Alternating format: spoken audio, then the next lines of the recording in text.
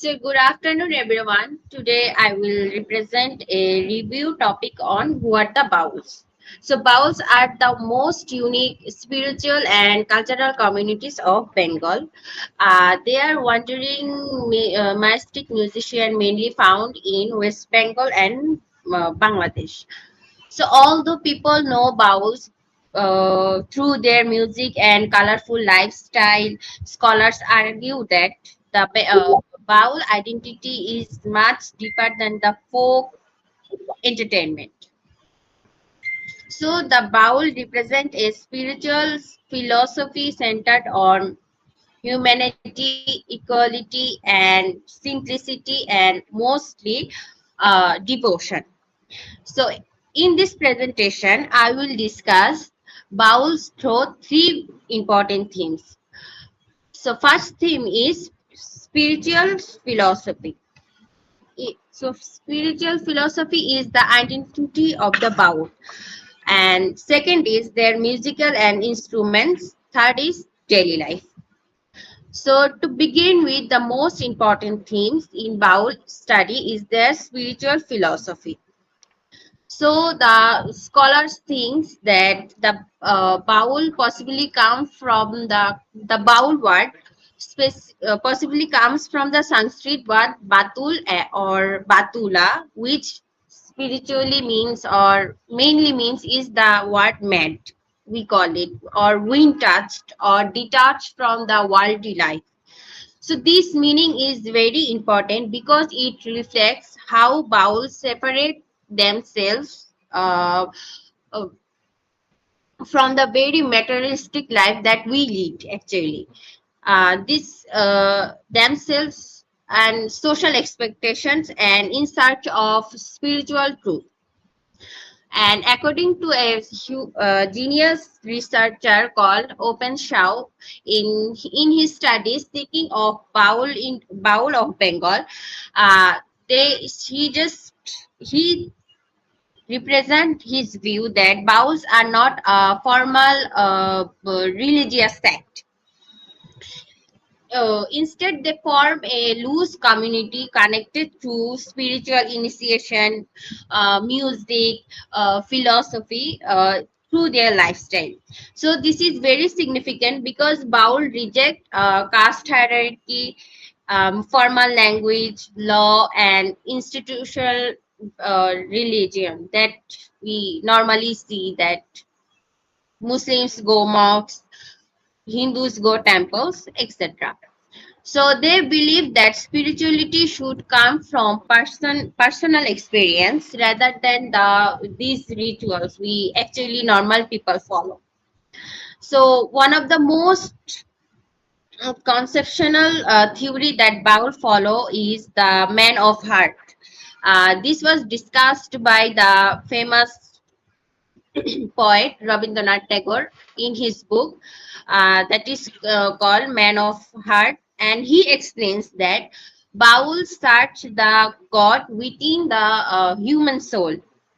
Instead of in temples, mosques, shrine, or other religious institutions. The Bowls believe that the human being contains the truth and regardless of religion, caste, and uh, gender, health, and they are above of it.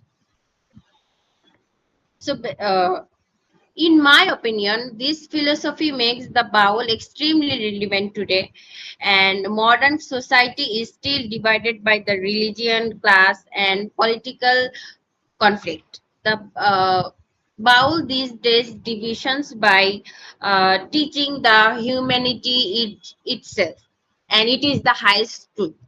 So their philosophy still now encourage the people to value or value the equality and above the religious equality or material success. And that's the spiritual equality Baul follows. Another important aspect of Baul philosophy is the rejection of hierarchy and social religious orthodoxy. That is the thing that Baals are often seen as rebellious because they question the world or the society, the authority of religious leaders, and they criticize the discrimination based on the caste and class. So, unlike many traditions, religious communities, the Bauls emphasize freedom and the thought of spiritual individually. The Baul tradition is combined with influences from different religious movements. Uh, that's called Sufism, Vaishnavism, Tantra, Bhakti traditions within Baul philosophy. We can see that. So, tantric influences appearance in their understanding and as a scared space for spiritual realization. And this blending makes Baul philosophy because uh, it makes Baul philosophy unique and it crosses the religious boundaries instead of supporting a division. So, the second major theme is the Baul music, instrument, and daily life. So, music is the heart of Baul culture, as the whole world know. So, Baul musics are not simply for entertainment. This is the statement the scholars, let's say scholars, institutional background everywhere. So they from a spiritual teaching and a philosophical communication through their music, because many Baul teachings are passed down orally instead of written text, but the songs became the primary method for preserving and sharing spiritual ideas. And they traditionally travel village to village and perform songs at fairs, sometimes in festivals and shrines. And their wandering lifestyle is very popular and at the same time important because it symbolizes the detachment from material wealth and social attachment. So some Bao live in ashrams, whether some travel continuously depending on the kindness and the charity of the villagers. They perform in exchange of food or sometimes even they exercise their lifestyle in the ashrams village. Villagers also take advantage of their entertainment. So the importance of simplicity is very important in Baul tradition. So Baul use traditional folk instruments. They also symbolizes the simplicity, but spiritually meaningful. So one of the most recognizable instruments is ektara, a single strand bamboo and a god instrument, and which also reflects the simplicity on spiritual focus. And other important instrument includes that is totara, which is a four stringed lute used for more melody of complex songs, and drums always, which is named as dungi, and some kol, and they wear also underkili and ankle bells to make noises during their performance. So, Baul spirituality deeply connected with the human body, and Baul considered the body as their true temple instead of searching of God outside. So they believe the realization can be achieved through the body and the mind, and physical practices such as yoga, breathing, meditation, discipline, therefore the most important part of Bao's spiritual life. And the body centered spirituality is very interesting because it differs from many traditional religious systems. the that separate the body from the spiritual purity.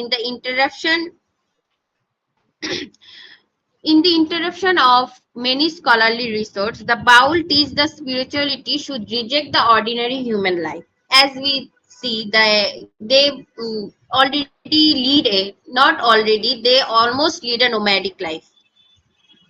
Instead, human body, emotions, and experience are all of part of spiritual understanding. So, the another point discussed in here is the role of women in Baul tradition. Both men and women can participate in Baul practice, and female Bauls are known as the Baul Anis. And some scholars say that the participation of humans are very particular, partially challenges, because they maximum times we see that they face very social criticism and economic difficulties because of their unconventional lifestyle, and our society also can't take it very normally. So here is the one. And third major theme is the modernization and transformation of uh, Baul culture. So Baul culture has gained international recognition partly because we already said that Rabindranath Tagore introduced the Baul philosophy and music to the global audience through his writing and lectures. And he admired Baul so much, and because they represented the spiritual freedom, simplicity, and humanity, and their influence can be seen in many of Tagore's own songs and literature works. So today, Baul music is performed not only in village but also in television, festivals, and on also international stages. So while this visibility helps preserve the Baul culture, some debate whether communication and this modernization, that Baul tradition can be disappeared, and some argue that modern performance sometimes focus more on entertainment than the philosophy. So that's it from my side. Thank you.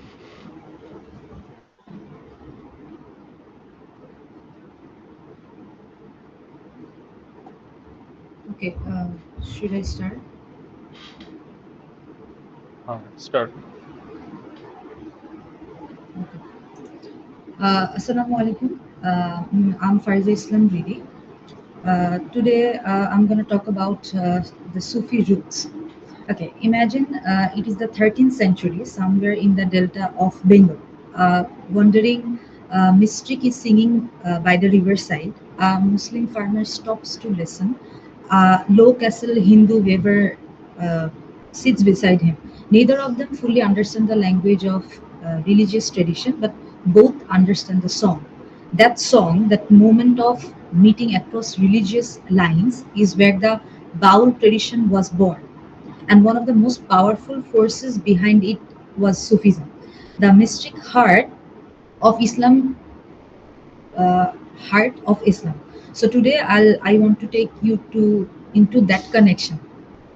So, what exactly is Sufism? Sufism, known in Arabic as Tasawwuf, is the mystical interior dimension of Islam, where mainstream Islamic practice is focused on law, on ritual, on communal worship.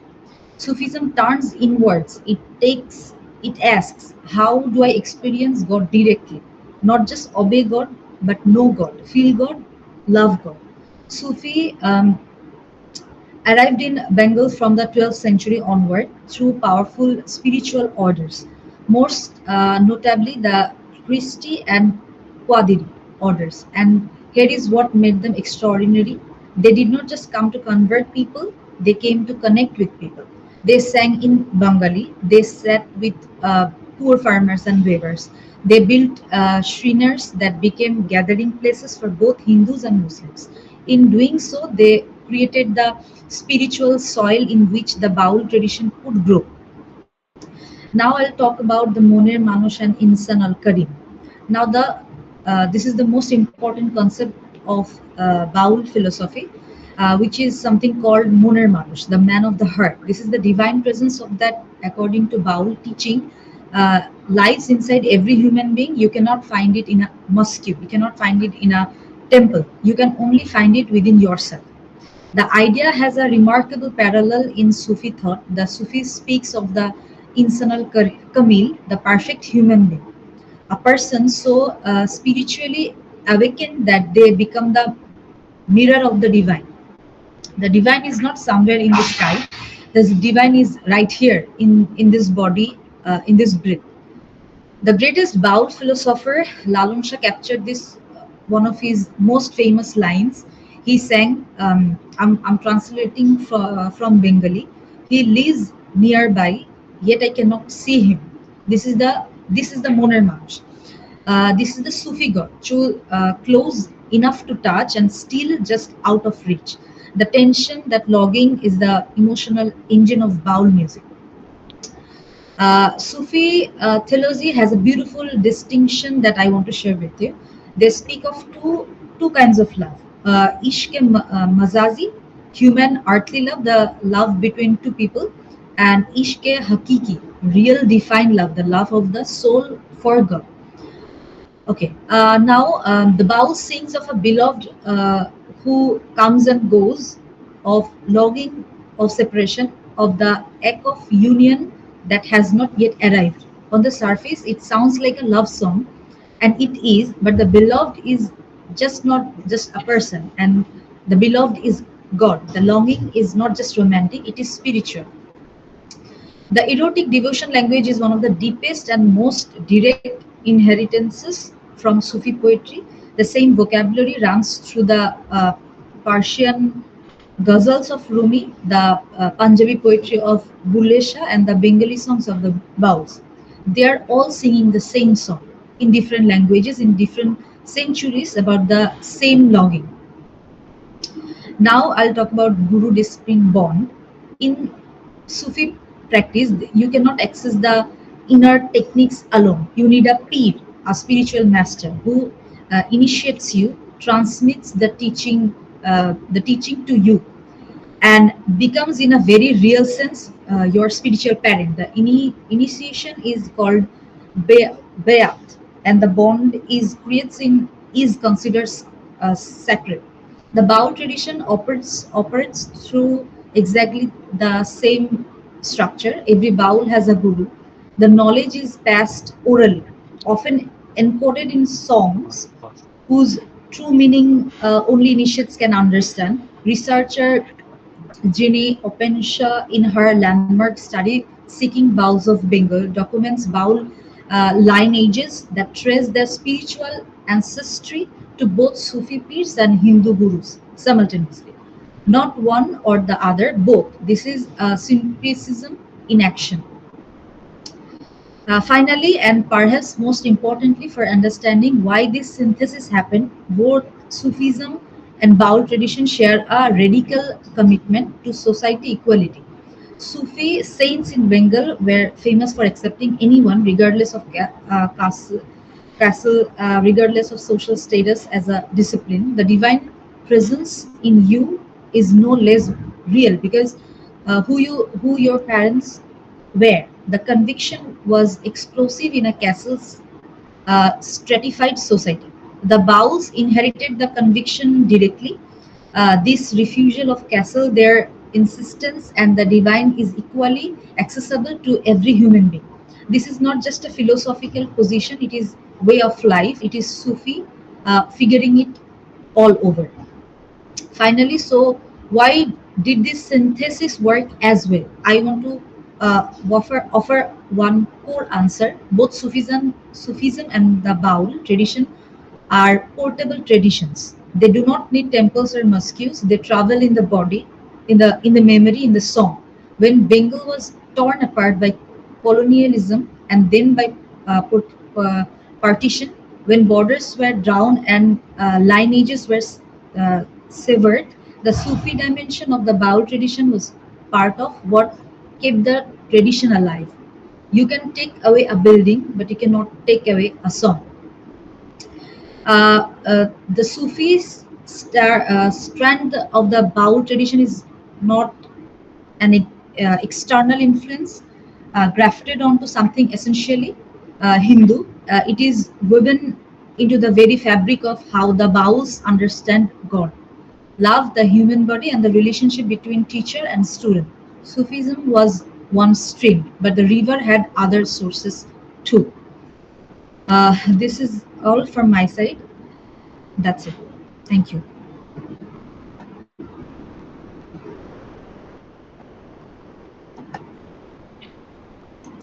Okay. Um, Hello everyone.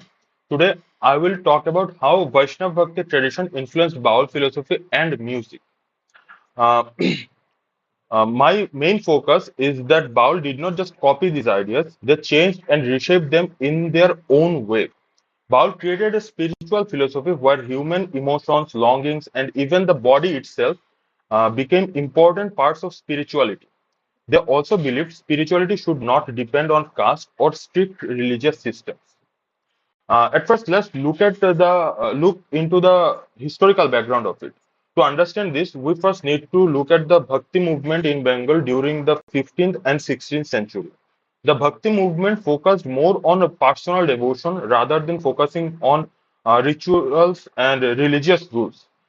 People expressed spirituality through singing, dancing, and emotional connection with God. This movement became even popular through Chaitanya Mahaprabhu. Uh, one very important thing about this movement was that religion became more open to ordinary people because people no longer needed only priests, temples, or Sanskrit learning to feel spiritually connected. It also challenged caste divisions to some extent because Chaitanya accepted followers from different social backgrounds, including lower caste people and even from different religions. Uh, but Baul went even further. In my research, Jane Openshaw helped me understand this idea clearly. She explains that Baul gave more importance to personal spirituality, uh, personal uh, personal spiritual experience than to fix religious identities. This means Baul were not just inclusive, they also questioned why strict religious identities were necessary at all.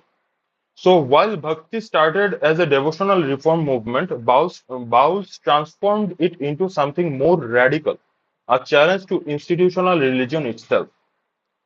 Now, if we talk about the longing as philosophy, one of the strongest Vaishnava influence on Baul philosophy comes from the idea of Madhur Bhakti. Um, in Vaishnava tradition, Radha's longing for Krishna symbolizes the soul's longing for God. Even the pain of separation is seen as spiritually meaningful. Charles Capwell's work helped me understand how Baul songs borrowed this emotional style from Vaishnava poetry. But Bowls changed the meanings. For them, longing is not about Krishna. It becomes a deeper human experience, a search for truth and inner meaning. This can be seen as the idea of Moner Manush, meaning the man of the heart. The search becomes internal here. Divine is something that people look for within themselves. So, in Baul philosophy, longing itself becomes a spiritual journey. Feeling the restlessness, the incompleteness, the continuous searching are not treated as weakness here. Instead, they become part of spiritual understanding. Okay, now if we talk about the sacred body, another important uh, influence here was Shahajiya Vaishnavism. Edward Dimmock Jr. was very important for my research here. He explains that Sahajiya traditions viewed the human body as the place where divine realizations happen. Baul strongly accepted this idea. Instead of separating body and soul, They treated the body itself as sacred. The idea had major social and religious implications. Just understand this. If divine truth already exists within the body, then why do people have to depend on temples, priests, or sculptures for spirituality? So this was not only a spiritual idea; it also challenged the religious authority. And this is one of the reasons why Baul were often seen as socially disruptive or disordered. Their philosophy blurred boundaries between sacred and ordinary life, and even between different religious identities. Okay, now if we look the historical significance of it, the this is why Baul philosophy become historically important. It is not just promoting equality; it questioned the whole basis of hierarchy. A simple observation of mine is if every human body contains divine truth, then caste loses is spiritual justifications, right? Um, and again, if spirituality comes from within, then religious identity becomes less important, right? So Baul extended bhakti idea into a much deeper criticism of caste, purity, and institutional religion. Uh, So now, if I talk about the present world significance from my point of view, I think the philosophy is still very relevant today. In modern South Asia and even globally, societies are becoming more divided because of religion and identity politics. In this situation, Baul philosophy offers a different perspective. It teaches that identity can remain flexible and spirituality can exist beyond any kind of strict institutional boundaries. But there is no, but there is also a contradiction today. Uh, Baul music is now globally popular as folk culture, and its deeper philosophy is ignored for most of the time. So while the songs are celebrated, their criticism of hierarchy and religious divisions is often lost through commercialization. Um, so now, if I conclude my whole 7 minutes, the Vaishnav influence on Baul philosophy was not simply about borrowing ideas. Baul transformed those ideas into a new spiritual philosophy. Love and longing became ways of inner searching. The body became sacred, and spirituality became independent from caste and institutional religion. And this is why Baul philosophy is still historically important and relevant today. Thank you. Now my next teammate will continue. Assalamu alaikum. This is Rubayat Feaourdous, and today I'm going to talk about the third major influence of Baul philosophy, which is Tantric and Shahajiya influence. And Tantric, the word people really think about like is some kind of evil or very unrecognized or something like bad things. But for Baul perspective, this Tantric means like bodily spiritual things. It defines as that heaven is not so far from our body, and there is no gap from our body and spirit. Many orthodox religions or ideologies describe that you know that heaven is so far and worldly ties mean nothing and our body is nothing. It's very temporary, but Bowles believe that everything lies in our body and it's a sacred thing.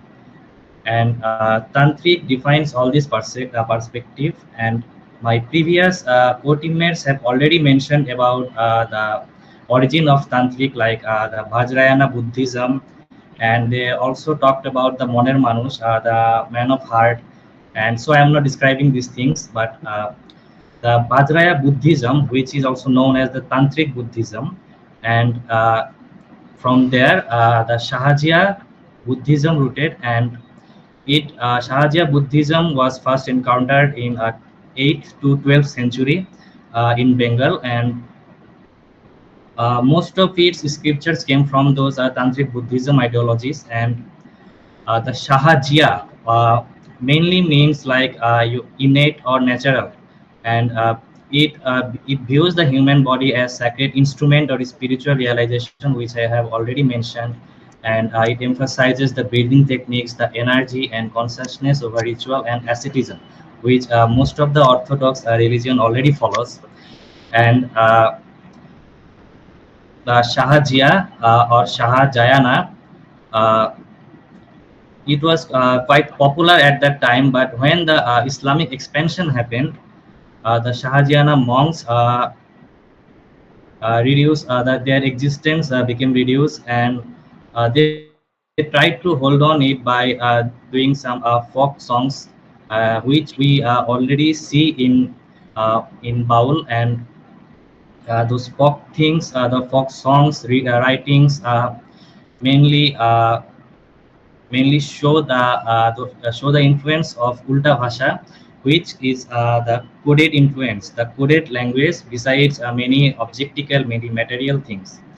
Uh, like the Shahajia influence was most popular because of the Charjapad. We have already know about this Charjapad. It was the earliest Bengali scripture, and the Charjaput defines many material things like rivers, the sky, the moon, sun.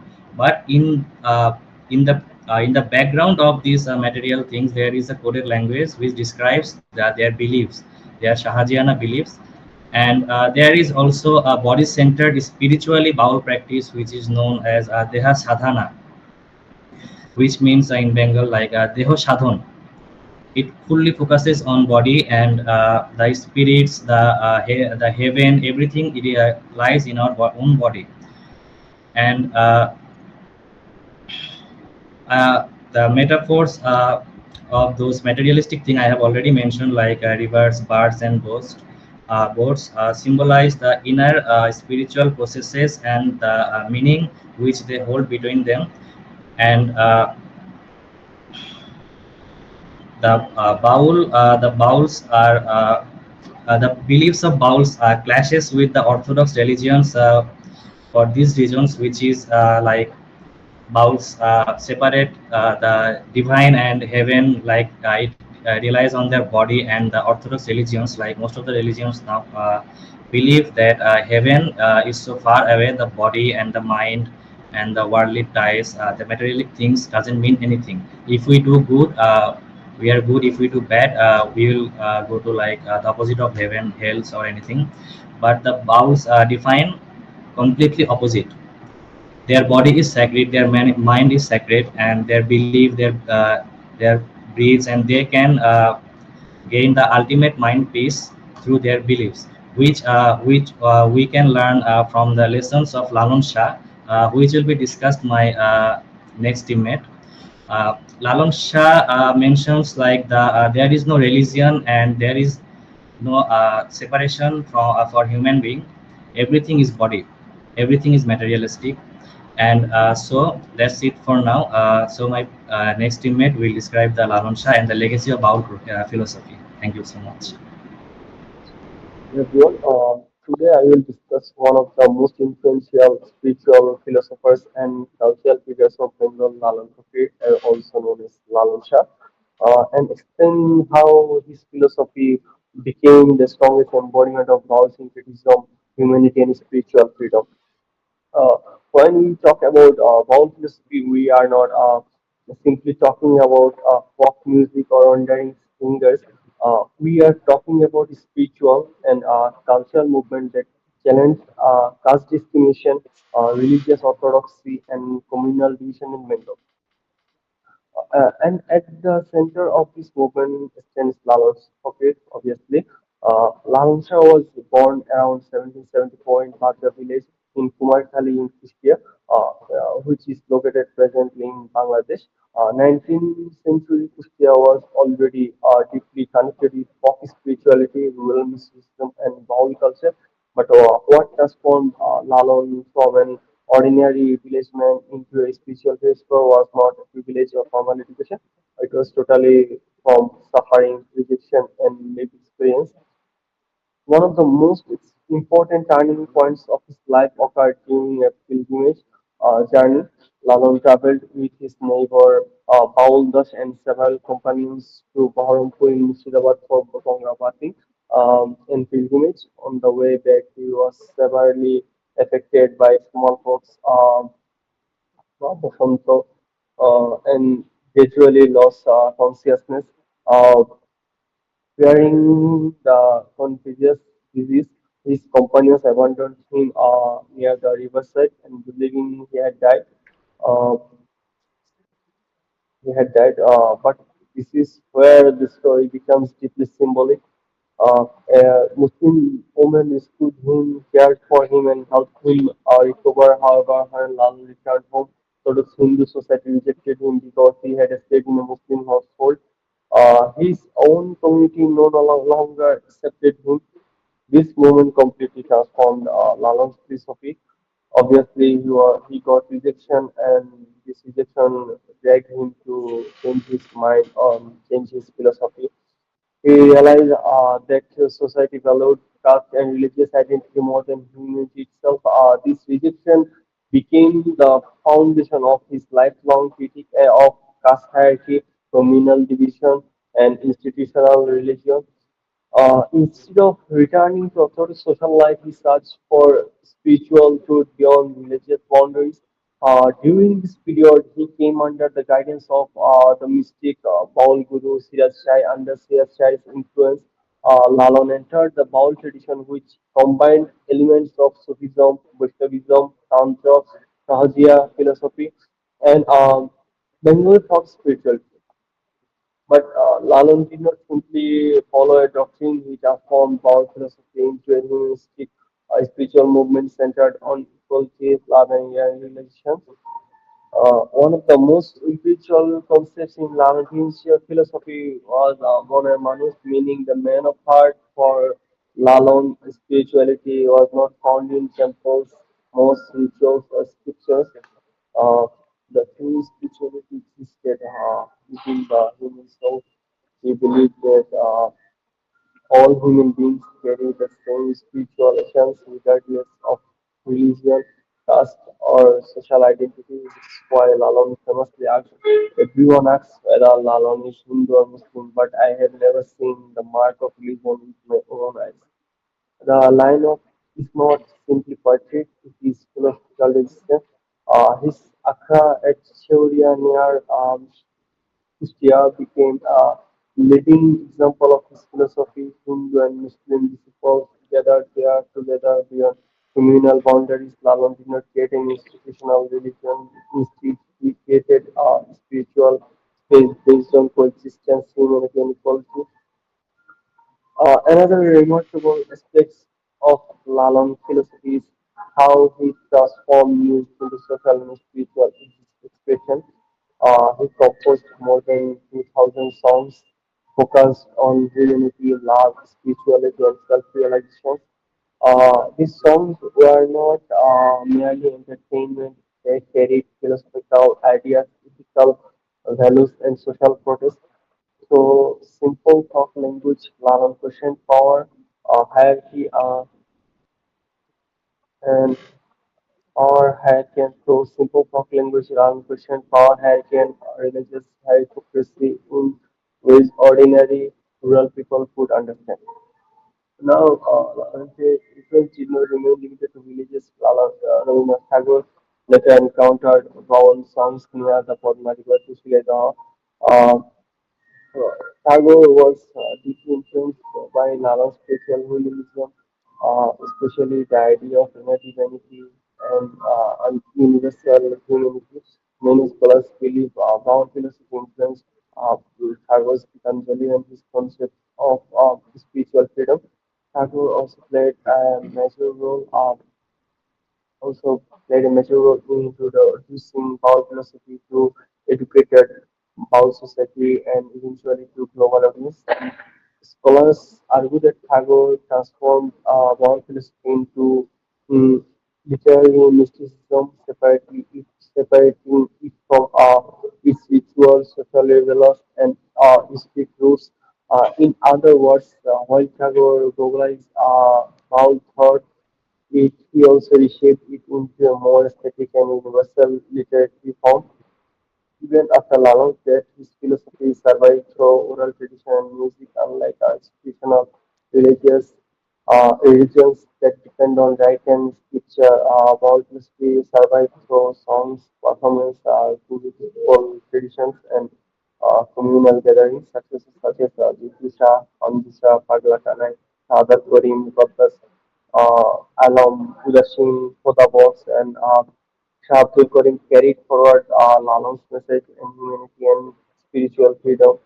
Folk mysteries like Hasan Raja and folk traditions associated with Muslim Shah also contributed to preserving this eminent sectarian and spiritual culture. Today, contemporary Baul singers in Bangladesh and West Bengal continue preserving this creative cultural heritage through performance and oral transmission. Uh, the global importance of this tradition was recognized when UNESCO declared Baul songs a masterpiece of the oral and intangible heritage of humanity in 2005. So when we analyze Alauddin, we should not see him only as a folk singer or mystic saint. He was a philosopher, humanity, a critic of social division, and a symbol of Bengal's syncretic identity. His life itself became a form of resistance against caste hierarchy, communal hatred, and institutional oppression. Now, my next teammate will carry on.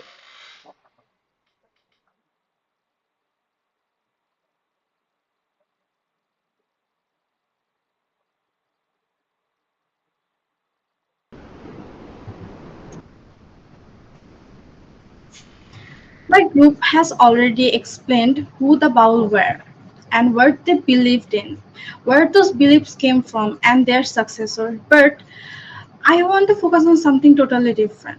What happened when a modern political system defined and controlled and surpassed them? The story begins in 1820, 1872 with British colonial consensus. The British administration wanted every person in Bengal to fit in a clear category, Hindu or Muslim. But the Baul did not fit either category nearly.